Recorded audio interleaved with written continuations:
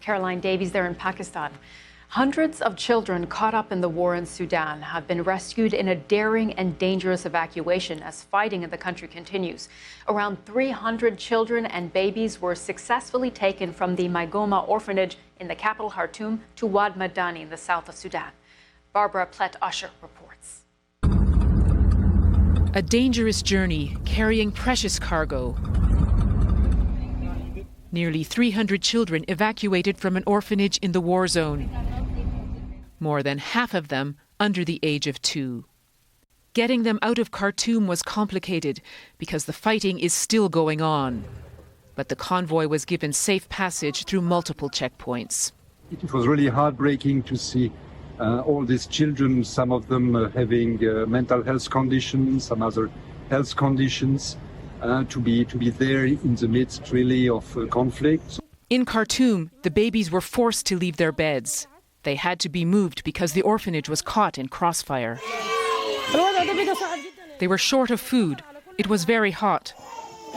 Most of the staff couldn't make it to work. 67 children died here after the conflict began. Separately, clearly marked buses had already evacuated dozens of older orphans to a different location.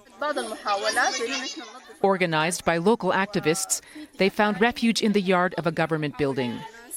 Only enough food for one day's meals at a time. They're appealing for support. One of the neighbors asked me what we need. She said she did not have anything to offer, but she will help. In the midst of this horrible war, the story of the babies is a glimmer of hope. How did you feel when you heard that the convoy had arrived safely? I can't describe it. For the whole team, it was really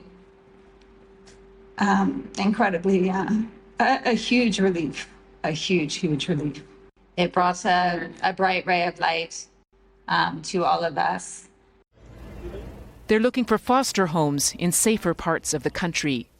But 13 million children in Sudan still need life-saving support and a lasting ceasefire in order to get it. Barbara Plett-Usher, BBC News, Nairobi.